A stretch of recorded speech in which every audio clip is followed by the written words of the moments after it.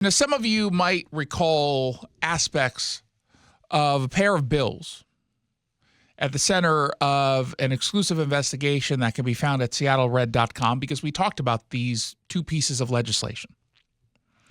One bill that was being considered by the Senate, Senate Bill 5312, pushed by Lisa Wellman, the Democrat from Mercer Island, would have shortened the sex offender registration period from life to 5 years.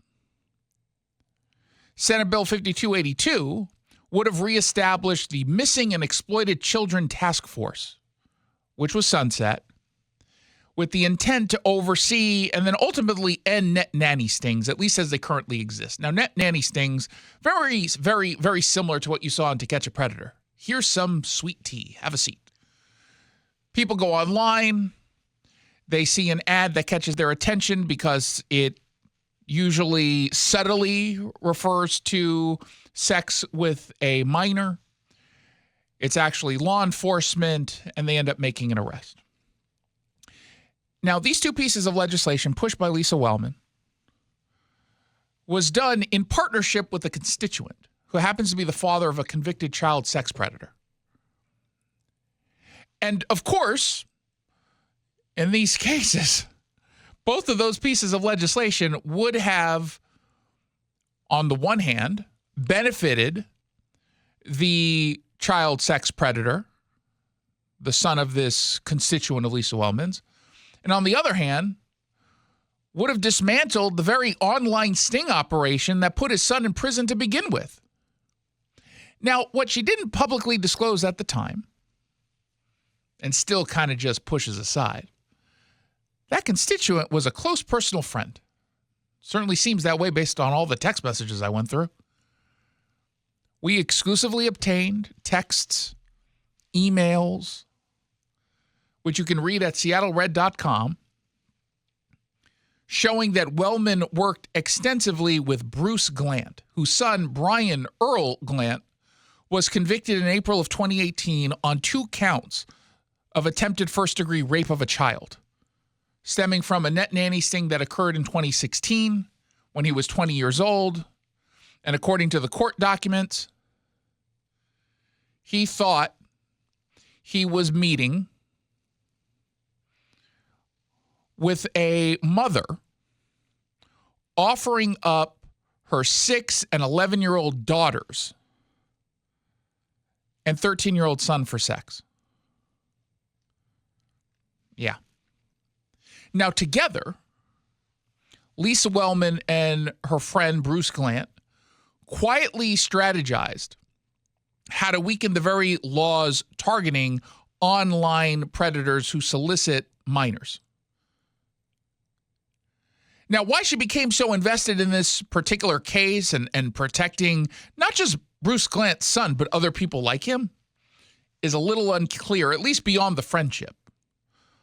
My guess is they were close friends. The friend comes up to her and promotes it, and she feels sympathetic. And she was either believing the claims being made about the real victim in all of this, the child sex offender, or maybe she just understood the argument, because the argument, and privately, I pulled this from one of her emails. She said that punishments handed down from net nanny stings were a, quote, miscarriage of justice to the many young men who are serving significant sentences in addition to being on the sex offender list for their lives. Oh, no. We wouldn't want that to happen. Now, I don't want to get too in the details of the net nanny sting. We've covered it before, and you can read it more extensively over at seattlered.com. But just know that in this case, the Glant son went to Craigslist. He saw an advertisement, according to police, called Family Playtime in the Women for Men section. And the post said, mommy daughter, daddy son, mommy son, you get the drift.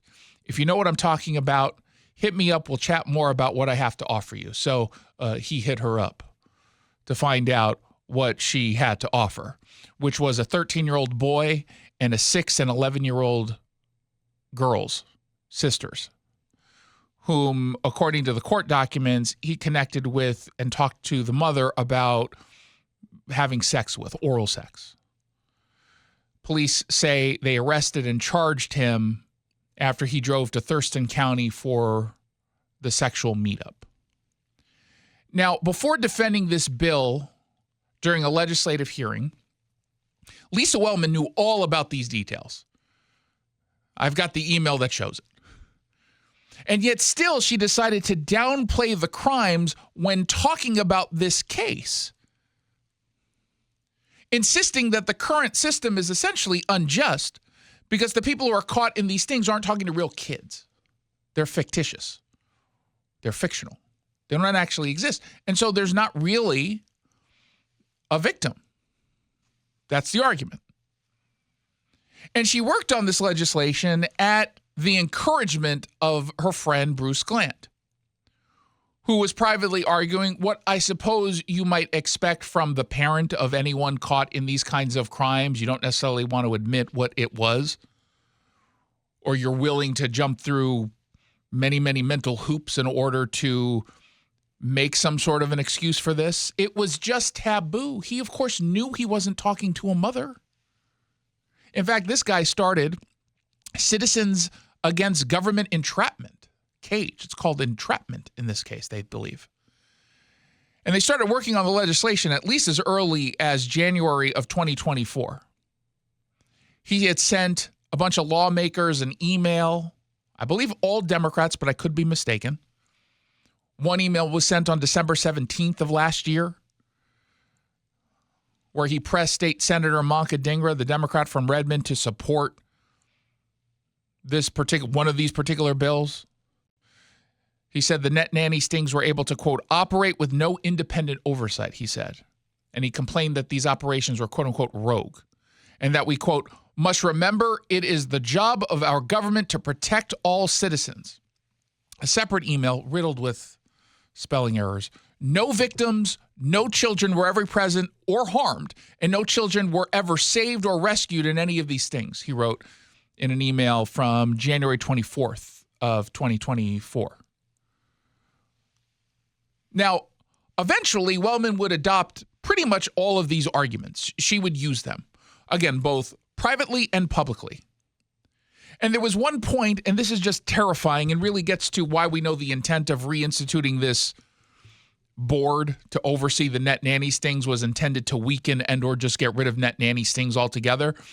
She leaned on Bruce Glant to help staff who should sit on that board. After she was asked by some staffer over at the Democratic caucus, some committee staffer, say, hey, do you have any recommendations for who could sit on this board? She forwarded that email to Glant saying, quote, don't know if it's too late, but do you have any names? Get back to me ASAP if you do with the info.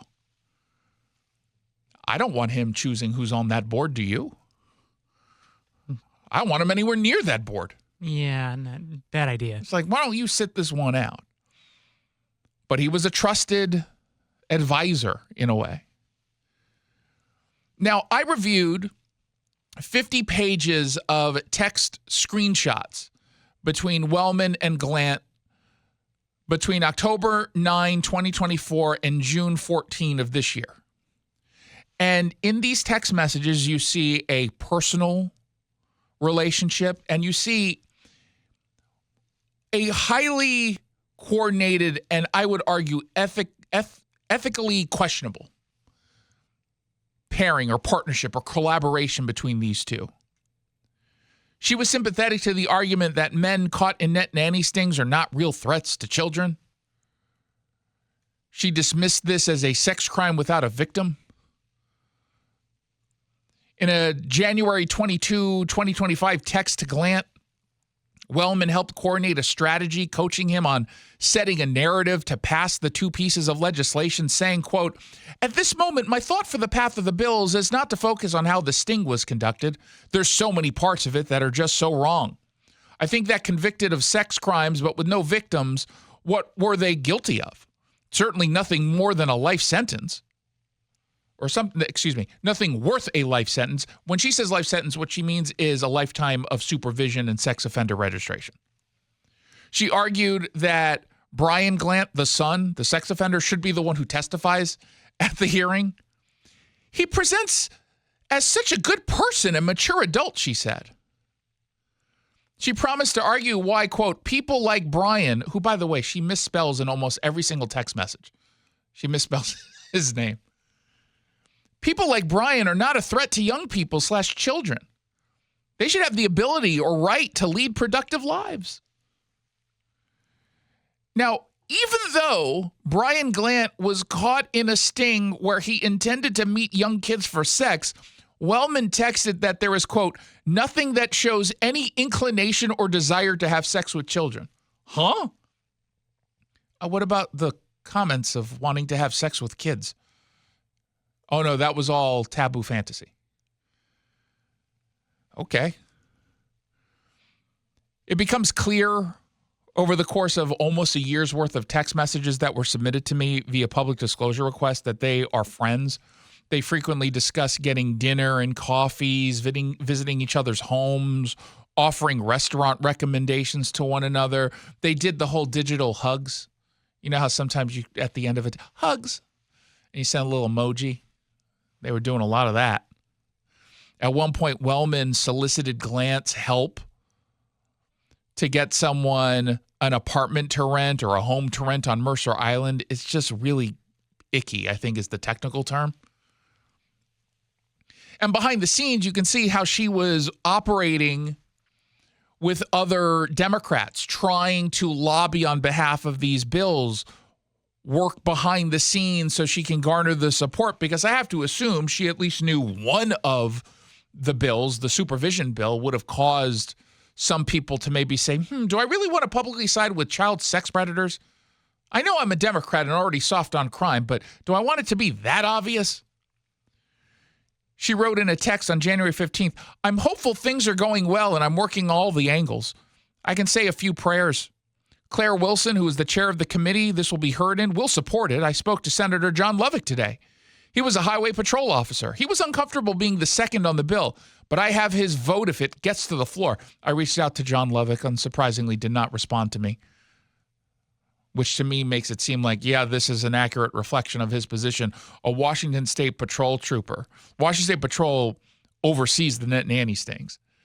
That's a trooper who publicly he doesn't want to second it, but don't worry, when no one's paying attention and it gets to a floor vote, I'm in. Disgusting. Now, Glant lobbied other lawmakers to support the bill. He texted Wellman, quote, talked with Jesse Solomon and Bill Ramos and donated to their campaigns. Okay. He directly emailed State Senator Jessica Bateman from Olympia. He said she, quote, showed concern surrounding these stings and the sentences accompanying them. Roger Goodman's office was involved. Sounds like they actually met at some point, but Goodman's office did not respond to my requests. And at first, after that very first hearing that we covered on this show when it happened, she was happy with how it went, telling Glant that she was, quote, fairly pleased with the day. She said she was hopeful. And then she asked, and I don't know why this especially just rubbed me the wrong way, she asked whether or not his son actually listened to the testimony, as if she was there to try to please the son, to which the father said, oh, yes, he's on a cloud. He's so happy and thanking you. Yeah. When the convicted child sex offender is the one who's saying he's very, very, very pleased with how you're performing.